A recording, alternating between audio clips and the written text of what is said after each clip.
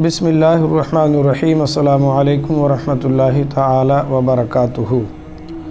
نحمدہ ونصلی ونسلم علی رسولہ الکریم وعلی آلہ وصحبہ الاکرام اجمعین وبارک وسلم۔ خیر الناس من ینفع للناس، لوگوں میں بہترین انسان وہ ہے جس سے دوسروں کو نفع پہنچے۔ درس نظام شریعت میں میں تمام ناظرین کو خوش آمدید کہتا ہوں اور امید کرتا ہوں کہ آپ سب خیر و عافیت سے ہوں گے۔ آج کے درس کا جو موضوع ہے اور جو عنوان ہے، ٹاپک ہے، وہ ہے دولت تہجد پانے کے شرائط، یعنی کہ نماز تہجد کی برکتیں، اس کی فضیلتیں اور دولت تہجد سے مالا مال ہونے کے جو ہے چند شرائط ہیں جس پر جو ہے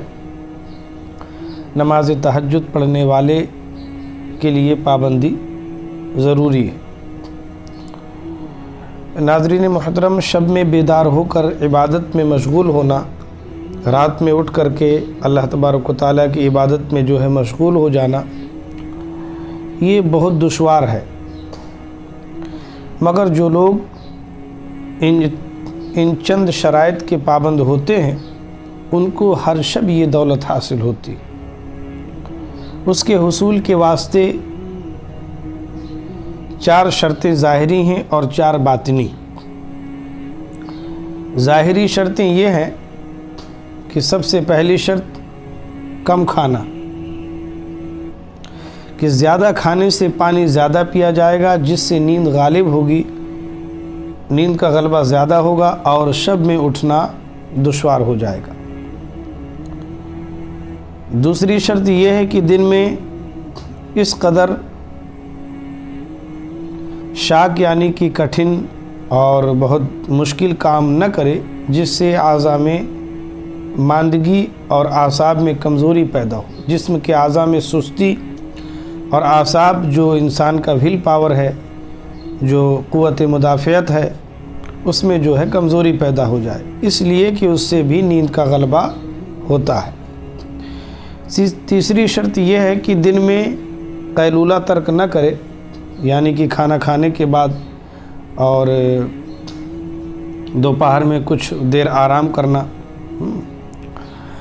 نماز ظہر پڑھ کے آرام کرنا یا اس سے پہلے جو ہے آرام کرنا، تو دن میں جو ہے قیلولہ ترک نہ کرے کہ قیام شب میں یعنی کہ رات میں نماز پڑھنے میں مدد پہنچانے کے واسطے مسنون ہے، یہ اچھا طریقہ ہے۔ اور چوتھی شرط یہ ہے کہ تمام شرطوں سے اہم شرط یہ ہے کہ گناہوں کا ارتکاب نہ کرے کہ اس سے قلب میں قساوت پیدا ہوتی ہے جو بندے اور اسباب رحمت کے درمیان حائل ہو جاتی ہے۔ امام ثوری رحمۃ اللہ تعالیٰ علیہ فرماتے ہیں کہ میں ایک گناہ کے باعث 5 مہینے تک قیام شب سے محروم رہا۔ اللہ اکبر۔ امام ثوری رضی اللہ عنہ فرماتے ہیں کہ میں ایک گناہ کے باعث، ایک گناہ مجھ سے جو سرزد ہوا تو میں 5 مہینے تک قیام شب سے یعنی کہ شب میں نماز پڑھنے سے، نماز تہجد سے جو ہے محروم ہو گیا۔ لوگوں نے دریافت کیا کہ وہ گناہ کیا تھا؟ فرمایا، میں نے ایک شخص کو روتے دیکھ کر اپنے دل میں کہا کہ یہ ریاکار ہے۔ اللہ اکبر۔ کہ حضرت نے صرف یہ گمان کیا کہ ایک شخص رو رہا ہے، میں نے یہ سوچا، یہ خیال کیا کہ یہ ریاکاری کر رہا ہے، یعنی کہ فضول میں رو رہا ہے، یہ دکھا رہا ہے لوگوں کو۔ اللہ اکبر۔ اتنا خیال لانا تھا کہ آپ 5 مہینے تک شب بیداری یعنی کہ رات میں قیام سے محروم ہو گئے۔ اللہ اکبر۔ ناظرین محترم،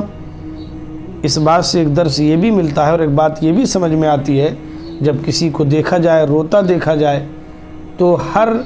یعنی کہ اس کے تعلق سے احسن گمان کرنا چاہیے، بہتر گمان کرنا چاہیے، بدگمانی میں نہیں پڑنا چاہیے۔ اور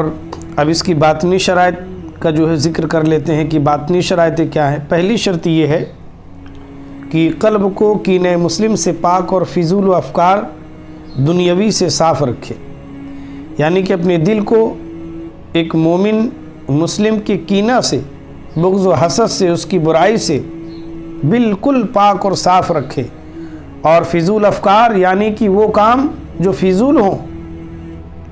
دنیاوی جو دنیا کے کام جو فضول کام ہیں ان سے اپنے آپ کو صاف رکھے، ورنہ بیداری نصیب بھی ہوئی تو بحالت نماز یہی خیالات جو ہے قلب میں آئیں گے۔ اگر شب بیداری حاصل بھی ہو گئی تو جو دنیا میں فضول افکار کیے اور جو دنیاوی فضول افکار ہیں، رات کو جو ہے ٹی ویاں دیکھنا، رات کو موبائل دیکھنا ہے نا، فضول کے کام کرنا، اور جو ہے باتوں میں مشغول رہنا، لہو لعب میں مشغول رہنا، تو ایسے جو ہے فضول افکار جو فضول کام ہے، اگر اس میں بندہ مشغول رہا تو رات میں جو ہے اس کو شب بیداری حاصل تو ہوگی، لیکن جو ہے بحالت نماز ان فضول کاموں کی وجہ سے یہی خیالات اس کے قلب میں جو ہے مسلسل آتے رہیں گے۔ اور دوسری شرط یہ ہے کہ قلب میں خوف الہی کے ساتھ،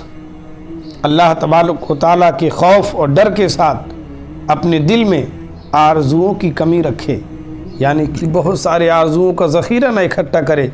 کہ مجھے یہ بھی حاصل ہو جائے، یہ بھی حاصل ہو جائے، یہ بھی حاصل ہو جائے۔ قلب کو بڑا خالی اور صرف اللہ تبارک و تعالیٰ کی یاد، اللہ تبارک و تعالیٰ کے خوف کے ساتھ جو ہے صرف اس دل میں اللہ کا خوف ہونا چاہیے، رسول اکرم صلی اللہ علیہ وسلم کی محبت ہونا چاہیے، اور آرزوؤں کی کمی ہو، خواہشات کی کمی ہونا چاہیے۔ تیسری شرط یہ ہے کہ آیت قرآنی و حدیث نبوی اور اسلاف کے مقالات سے قیام شب کی فضیلت معلوم کرے، یعنی کہ جو قرآن کی آیتیں ہیں اور جو اللہ کے نبی سید عالم صلی اللہ علیہ وسلم کی حدیث ہے، اور ہمارے اسلاف، ہمارے بزرگ، ہمارے مشائخ نے جو اس شب کی فضیلت پر جو مقالات لکھے، جو تحریریں لکھی، تو ان کو معلوم کرے تاکہ رغبت مستحکم ہو جائے، تاکہ اس طرف جو ہے اس کی رغبت بالکل پختہ ہو جائے، اس کا دل مکمل طور پر جو ہے وہاں پر جو ہے جڑ جائے۔ اور چوتھی شرط یہ ہے کہ حب الہی، اور یعنی کہ اللہ تبارک و تعالیٰ کی محبت، اور یہ اعتقاد رکھے، یہ یقین رکھے اور یہ عقیدہ رکھے کہ میں اپنے رب سے مناجات کر رہا ہوں، اپنے رب سے باتیں کر رہا ہوں، اپنے رب سے گفتگو کر رہا ہوں، اللہ اکبر، اور وہ میرے احوال پر مطلع ہے، یعنی کہ میرے احوال پر اللہ تبارک و تعالیٰ باخبر ہے، میرے احوال اس کے سامنے ظاہر ہیں، میرے ہر حال پر اللہ تبارک و تعالیٰ جو ہے میرے ہر احوال پر اللہ تبارک و تعالیٰ کی جو ہے اللہ تبارک و تعالیٰ کو اس کی خبر ہے۔ یہ باطنی شرطوں میں سب سے اہم شرط ہے۔ جو باطنی شرطیں ہیں، ایک تو ظاہری شرطیں ہوتی ہیں جو نظر آتی ہیں،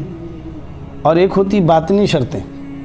جو انسان کے اندر اس کے وجود میں چھپی ہوتی ہیں۔ تو وہ جو باطنی شرطیں ہیں ان میں سے سب سے